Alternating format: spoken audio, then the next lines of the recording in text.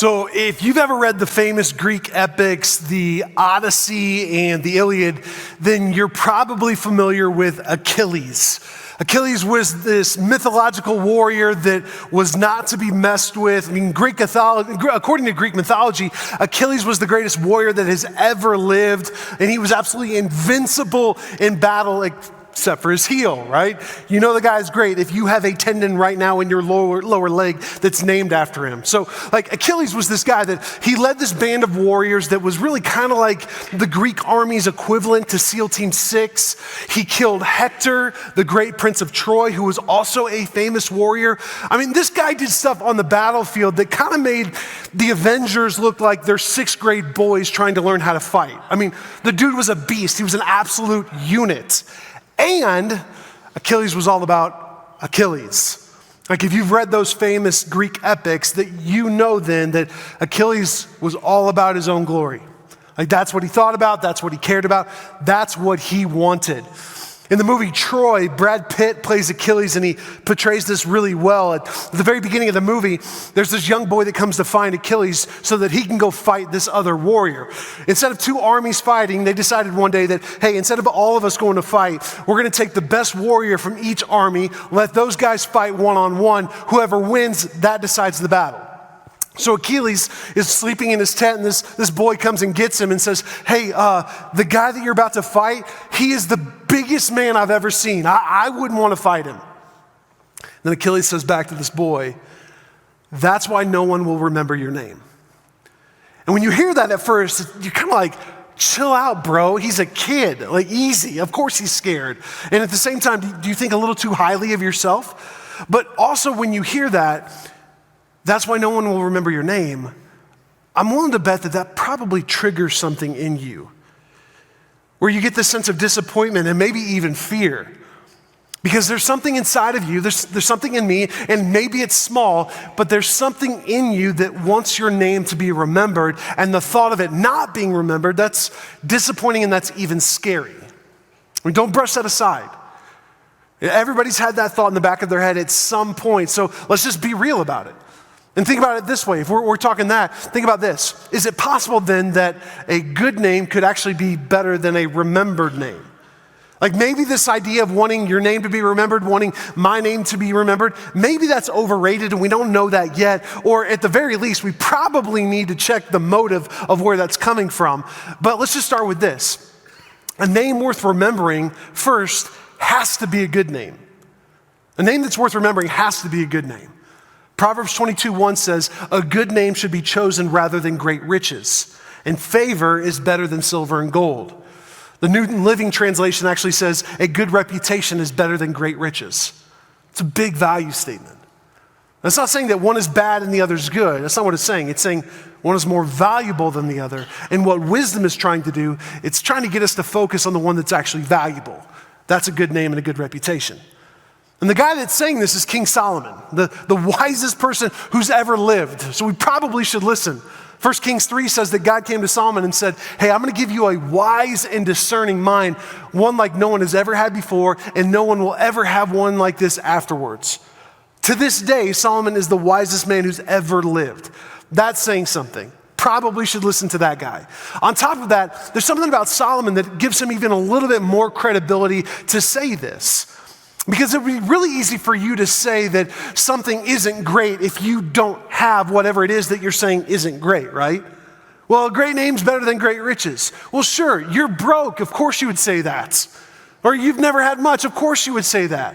You can make the argument that somebody would say something isn't that great to make themselves feel better about not having whatever it is they're saying isn't great, right? That's not Solomon, though.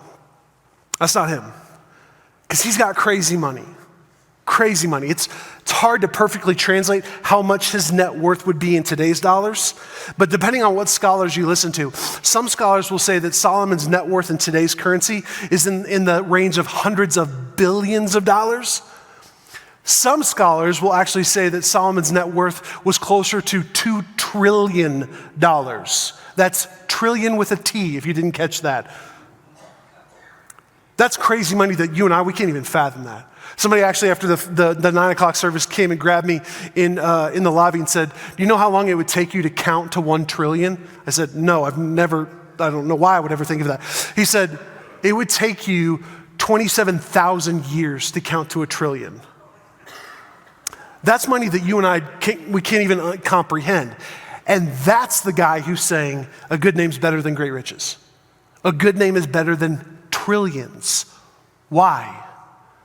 Now, money can buy you a lot of things in life, but a good name can get you something that money cannot. That's trust. Money can't buy trust. And trust might not be a profound answer, but here's why it matters. Trust is the foundation of any real relationship. And you and we are relational beings. That means if you don't have trust, you can never have real relationships that you were meant for, and also never get the real relational needs that you're wired for. Now you may come back at me and say, well, Matt, money can create relationships. It can buy relationships. Nobody wants to hang out with the guy who's broke. Everybody wants to be around the guy who's got cash. And I would say, you are right. Proverbs actually says you're right. Proverbs 19:4 says, wealth creates many friends. And it literally has quotation marks around friends. Money can create and buy social interactions, but it cannot buy real relationships. It cannot. At best, you've got acquaintances that don't have any foundation. And at worst, you just have people that want you for your money and not you. Now, here's what's really gonna happen though. If you don't have a good name, you're only going to be surrounded by people who don't have a good name also, and that's not a good thing. The longer you associate, the longer you're around people who don't have a good name, the more you are going to begin to act, speak, and even think like those people. Along with that, you're gonna reap the consequences. If you remember from the Law of Returns, a series earlier this year, who you run with will shape who you are every single time. And people who have a good name will choose not to be around and not run with people who don't have a good name. Proverbs 27:17, classic verse. We talk about this a lot. Iron sharpens iron. So one woman sharpens another. Well, what does wood do to iron? If you've got a knife right now and you take that to a block of wood, you start sharpening it to a block of wood, is that gonna happen? Is it gonna sharpen? No, it's gonna dull it, right? So iron is never gonna choose to be with wood. Now here's where this gets bad. All of us are individual people. Every single one of us are. But none of us were meant to be isolated from other people. But if you don't have a good name, since a good name is the foundation and buys trust, if you don't have a good name, then people won't be around you, won't trust to be in a relationship with you, which means you'll actually struggle to experience fulfillment and purpose in life, which then makes it even harder to thrive in this life. This just snowballs, it gets worse and worse. Like if you don't have a good name, then you don't have trust. And then you don't have real relationships. And that can actually affect your relationships. It can affect your sense of fulfillment and satisfaction. On the other side of things, if you do have a good name, then that's the starting point for trust. And trust is in the foundation of good relationships. And we're relational beings, which means you'll be able to experience fulfillment and satisfaction and experience purpose. Like it's that powerful. You could see someone who's financially poor and be completely satisfied because they have a good name and they have trust and they have real relationships. And at the same time, you can see somebody who's crazy rich and be completely miserable because they have none of that. A good name is that powerful. And if you have a good name, that actually can be a good thing for other people. So Paul writes a letter to the church in Rome at the time when the Roman Empire was almost at its peak. Rome was really the centerpiece of the world when this letter was written. The culture in Rome was the exact opposite of the church, though. Rome was literally anti-Christianity. Paul ultimately is killed. He's executed in Rome under Nero, and so were so many other Christians. In fact, what church tradition, we don't know for sure, but what church tradition teaches us through history is that Paul one day was executed, they cut off his head, and they threw his body in a ditch. That's what happened, to our best knowledge. So many other Christians were murdered and executed in Rome, thrown into the Colosseum for gladiator games. Nero was notorious for using Christians as human torches to light up his garden parties. This was not a good place to be a Christian. It's not a good time. But something happened because eventually Rome flipped. It goes from trying to annihilate the church to now Rome becomes the largest city for Christianity in the world for centuries. So what happened? Well, a lot of things happened, but it all started with a good name. Paul writes this letter to the church in Rome. This is Romans chapter 1, verse 8. He says, "Let me first say that I thank God through Jesus Christ for all of you, because your faith is being talked about all over the world." Your faith, in a good way, is being talked about all over the world. You're earning a good name. Like, one of the things that we know happened historically with Christians, that was a turning point, was what Christians did when plagues would hit Rome. This was the ancient world, so medicine was primitive at best. And plagues hitting the city or the empire, that wasn't an uncommon thing at all. And whenever a plague would hit, people would flee the city. They would take off. They'd get out of town. Or they would just stay away from anybody who was sick. They would avoid them like the plague. That's where the saying comes from. But not Christians. They wouldn't run away. They actually ran straight to the people who were sick, completely disregarding their own health and safety, oftentimes getting sick and dying themselves. And the world around them took notice of this. Like, this doesn't really make sense. Like, we don't believe what you believe. In fact, in the Roman Empire in the first century, Christians were considered atheists because we're monotheistic. Rome was a pluralistic society, multiple gods. There's one God, you guys are atheists. You don't believe in the gods. We don't believe that. We think you guys are crazy. But this compassionate self-sacrifice, like why you would willingly take care of people that you don't even know, and it's costing you your life or at least threatening that, that's different. And they started to earn a good name. And that good name started to spread throughout the empire, which was pretty much the known world at that time. That's what Paul's getting excited about. Because whenever you have a good name, it will open up other people to be willing to hear the name that is above all names. If you have a good name, people will start listening to Jesus' name, or at least be open to it. That's what was happening in Rome, or starting to happen in Rome, even though there was crazy persecution. And Paul's excited about that. And the same thing can happen here. It has happened here before. And right now we're at the 10-year anniversary of the 2013 flood. Many of you were a part of this church or lived in the area during that time. I wasn't here, but I've heard story after story after story of how devastating that flood was. And I've also heard story after story, not from just people that are a part of our church, and we're here for that, but people that aren't a part of our church. How LifeBridge served, how they were generous, how they turned this building into a relief shelter in 4 hours. And I still hear stories about that and the good name that earned LifeBridge over northern Colorado. Well, the same thing happened with the Marshall Fire. If you were here for that 2 years ago, 1,000 houses burned to the ground just over there. And at first we were like, well, how do we serve? What do we do to help? We don't want to be the group of people that just comes in and makes things harder. The people we're trying to serve, we actually create work for them, trying to find stuff for us to do. We don't want to do that. Let's just attach ourselves to somebody that's right there. So we connected ourselves to Ascent Community Church. It's right there in Louisville. They're right in the middle of the fire. How their building didn't burn to the ground is only because of God's hand. The devastation literally surrounds their building. But we thought, you know what? If we can serve them, if they can make it through this, they're going to be a pillar in this community 5 to 10 years from now because of how they served and how they took care of people. They're going to have a really good name, and then Jesus is going to spread like crazy here. This is going to be awesome. So let's just get behind them. So we told them, hey, whatever you need, let us know. We're going to do it. Call us. How can we serve? You tell us, we'll mobilize us. We're an extension of you. So they did. They called us for things like, hey, we're a drop site right now for first responders. Can you just bring a bunch of porta potties over? Cool, we can do that. So there was a bunch of families here that were in charge of getting porta potties over to their parking lot. Hey, could you bring therapy llamas in? I didn't know that's a thing, but yes, we can do that. So we got llamas, no joke. We got llamas and took them over there for people to just spend time with llamas, and we got so much feedback on how much that was a gift. I don't know, but cool, we'll do that. We served so many meals. I don't know, man, I wish we had a punch card for Papa John's because we bought a whole lot of pizzas. I mean, just like whatever they needed. We said, we'll do this. We also gave them a ton of cash. Like all these people that are part of the church, many of them moved away. Like they're financially in trouble right now. So we gave them a ton of cash. Some of their staff members lost their houses. So we gave money to the staff members to hopefully they can stay here and rebuild. Like let's be of service. They asked us to do some branding for a big fair that they were doing to bring in builders to help lower costs. And they said, hey, give us your logo so that we can put your logo on this so that people know that this is you. And we said, no, put your logo where our logo should be. We don't want to be known. We want to be known to you. We want you to be the all-stars because you're going to be the ones that are here 5 to 10 years from now. We want to support you. Now, I got a letter 3 weeks ago The timing of this is cool. I want to read this to you.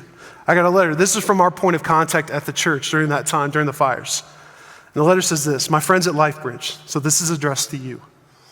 As the anniversary of the Marshall Fire passed, I was able to reflect on all that happened and had a renewed gratitude for everything you did for me personally and for our community. Your genuine willingness to jump in and the hard-won skill set to know how to help so effectively was of great value to all of us. I also so appreciated the times that you asked all of us if we were okay. Like, it meant more to me to be okay just because someone had thought to ask. The times you reached out and prayed for me and our church personally sustained us. It truly sustained us. A few times over the past year when others have offered to help with various things, Beth and I have said to each other, I hope we remember to serve more like LifeBridge. So just know that you continue to form us into better partners, better friends, and better members of a family that we all long to serve well. Thank you. Should the time come when you need a hand, please reach out. But also know that even if I and we never get to serve you back, we are better for having been served by you, and hopefully we'll be serving it forward. On the anniversary of the fire, we hosted an event for the Louisville police and fire departments to thank them for their service, and we had these challenge coins printed up. When I read the phrase, "nobody fights alone," I knew that you guys needed to have one too. So thank you for standing with us as we fought grief and loss together. Thanks for saying yes with so much humility so many times. That's who we are.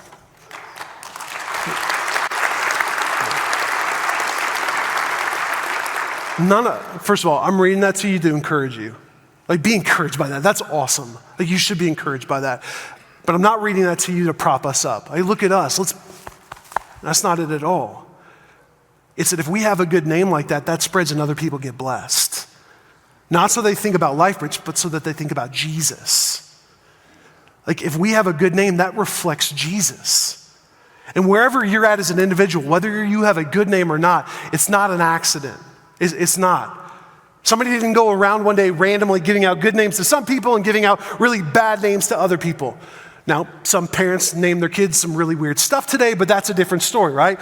It's not random. It's not random. There's going to be times when people don't like you. It's going to happen. There's going to be times, always, when people don't think well of you, especially if you follow Jesus. Jesus promised that. But wherever you're at as an individual, whether you have a good name or not, most of that's on you. Proverbs 3:3-4 says, never let loyalty and kindness leave you, never. Tie them around your neck as a reminder. Write them deep within your heart. Then you will find favor with both God and people, and you will earn a good reputation. So finding favor and earning a good reputation with other people, like, everybody's in on that. We're all in on that, right? That sounds great. It starts with loyalty and it starts with kindness. The Hebrew words right there can also be translated to steadfast love and faithfulness. So what Proverbs 3 is really getting at right there is that this starts with your relationship with God. Loyalty and kindness, it starts with your relationship with God. So really you could say that a good reputation starts with a good relationship with Jesus. Loyalty and faithfulness, that's fear of the Lord. Scripture talks about this over and over again, to fear the Lord, to fear the Lord, to fear the Lord. And not some way where you feel like you have to walk around on eggshells and you're afraid that God's just gonna mess you up all the time, where you're terrified of him. That's not what it means. That's kind of messed up. What the fear of the Lord is that I am so in awe of who God is. I'm so amazed by him that I want to live in a way that shows him respect and reverence. I want to live in a way that's faithful and loyal to him. I'm afraid to do anything that would dishonor or break faith in him. That's the fear of the Lord. So loyalty, kindness, faithfulness, that earns you favor and a good reputation with both God and with people. Well, then I think you could also say that the fear of the Lord is the beginning of a good name. Like, if you want to have a good name, it starts with your fear of the Lord. And then from there, you build on it with things like kindness. It says kindness. Kindness is the currency of all people. There's going to be people that disagree with you and don't like you. I don't know if you know that. I'm going to just keep saying it till you understand that that's true. There's always going to be people that disagree with you. But if you're kind, that will mess with people's heads in a good way. People may not like you, people may disagree with you, but if they know that you're kind, if they've experienced your kindness, That's going to earn you a good name, and they won't disagree with that. Loyalty can do the same thing. Loyalty will earn you a good name. If you are loyal, people will know that you have their back. If you are loyal, it says never let loyalty leave you. If you are loyal, people will know that you care about them. And once people know that you care about them, they will begin to trust you. That will earn you favor. That will earn you a good name. So will dependability. Are you a dependable person? Can people count on you? Are you a man of your word? Are you? Are you a woman of your word? If you're a high school or college student, or if you're in your 20s, work hard at being dependable, because that will earn you a good name quickly. But at the exact same time, the opposite is true. If you are not dependable, then people won't trust you. And if people don't trust you, you cannot have a good name. Consistency will do the same thing. You will earn a good name if you are consistently living out good qualities.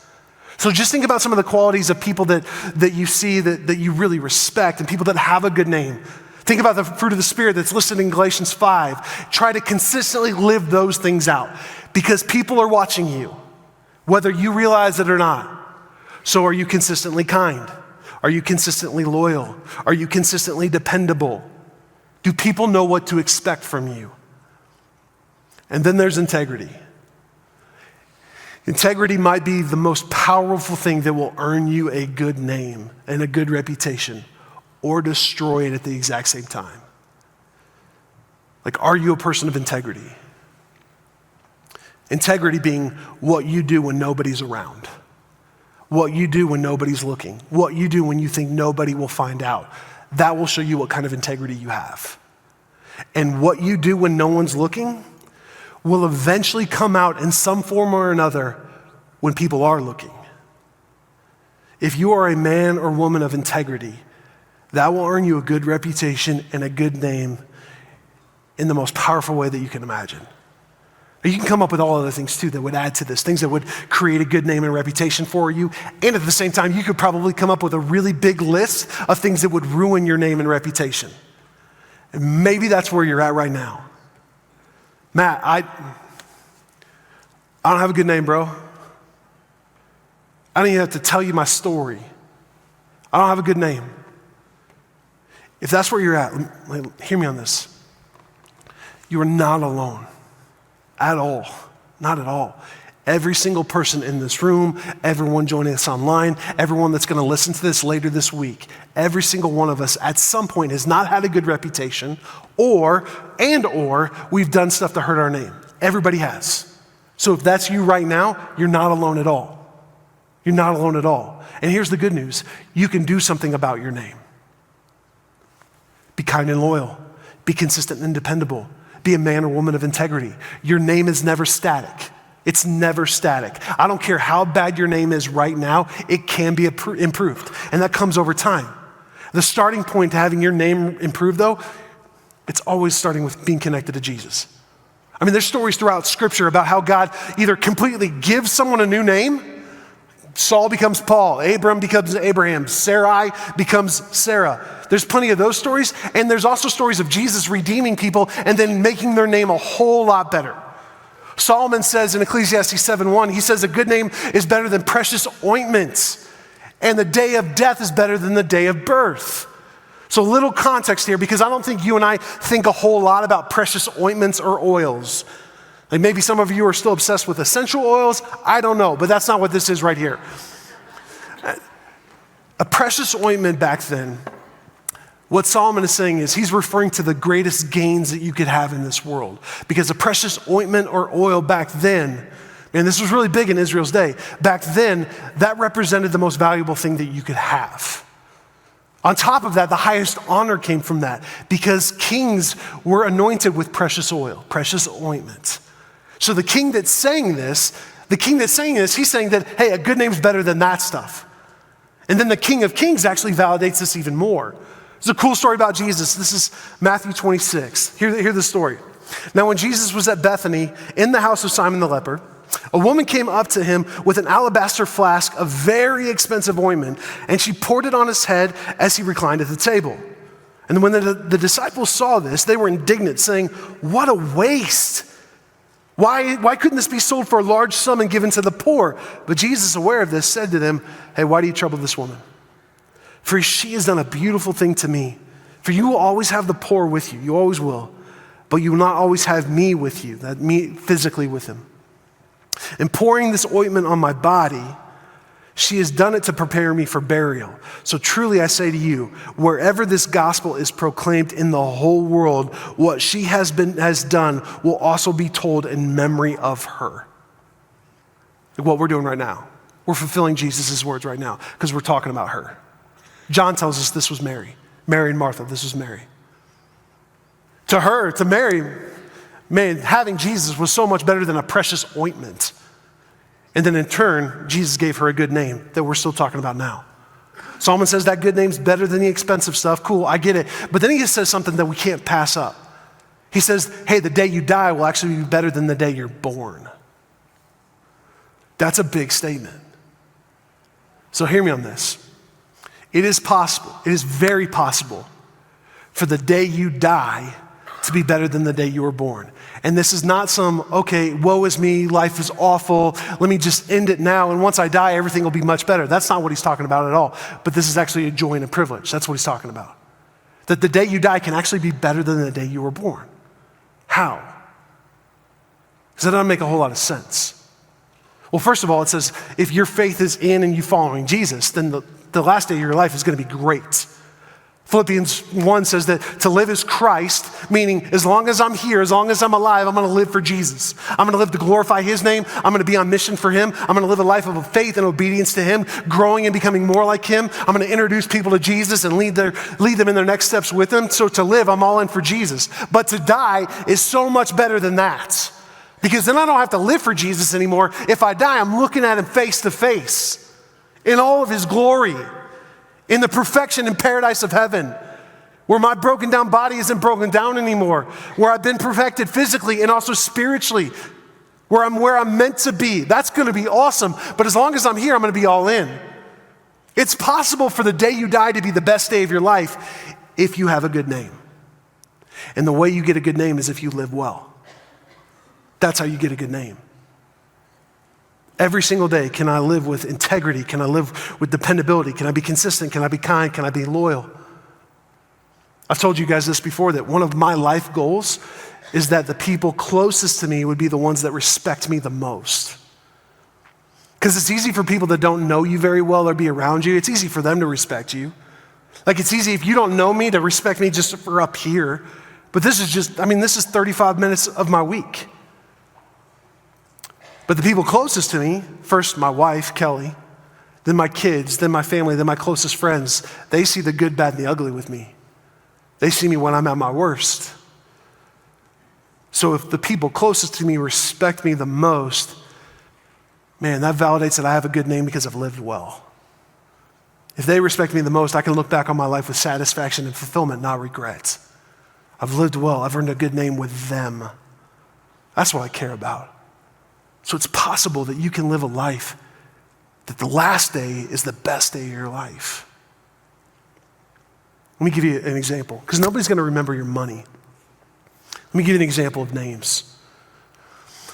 How many of you have heard of these names? How many of you have heard of Alan Rufus? Anybody heard of Alan Rufus?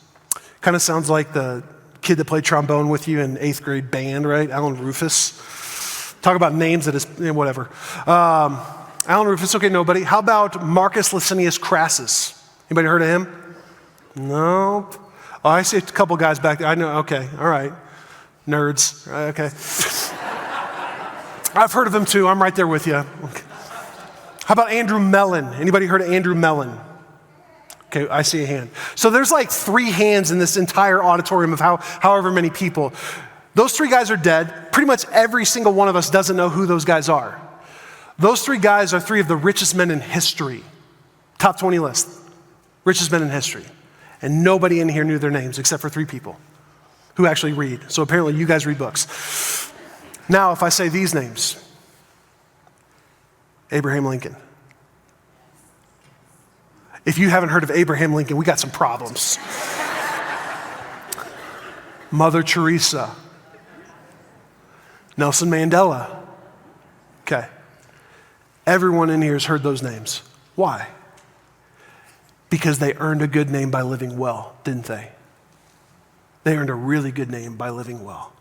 So live in a way that the day you die is actually better than the day you were born, because a good name will equal a good death. That's really encouraging. That's better than riches. And the way that you die with a good name is you earn it today. I don't care what your story is. I don't care what your past is. In fact, forget about your past. The past is a great place for reflection. It is not a great place for residence. And too many of us like to live in the past way too much. Forget your past. I don't care how old you are. If you're young, if you're old, it doesn't matter. Today you can earn a good name. Consistency, dependability, kindness, loyalty, integrity. The list goes on and on and on. Like, you can earn a good name today. Like, Achilles wanted his name to be remembered. Why would a name ever be remembered? 2 reasons why. A name will be remembered for either greatness or infamy. Stalin, Mao, Hitler. Their names are remembered for infamy, right? Nelson Mandela, Mother Teresa, Abraham Lincoln, their names are remembered for greatness. But don't get seduced by the greatness that comes from accolades and achievements. That's worldly greatness, and it fades at best. Biblical greatness is something better and something so much more different. Like, as simply as I can describe it, biblical greatness is compassion through self-sacrifice. That's what it is. That's how it's described. That's how greatness is described. That's what you see illustrated throughout the Bible. Compassion through self-sacrifice. And most of the time, that self-sacrifice comes in the midst of suffering. Nelson Mandela, Lincoln, Mother Teresa, they all experienced suffering and self-sacrifice at the same time. History, did you know that Abraham Lincoln was hated when he was president? Like, we revere him now. But both the North and the South, most people in the North and in the South hated Lincoln when he was president. Nelson Mandela was in prison for what? 30 years? Falsely imprisoned? Mother Teresa willingly chose to serve for decades in one of the poorest slums in the world outside of Calcutta. That's in India. Choosing self-sacrifice in the midst of suffering. But the greatest example of that is Jesus. Look at this. Jesus' greatest act was compassion through self-sacrifice. That's the cross.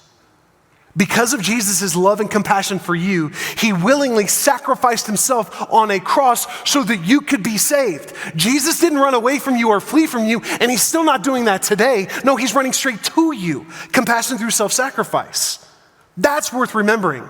But what will ruin it for you, what will ruin your name, is if you want it to be great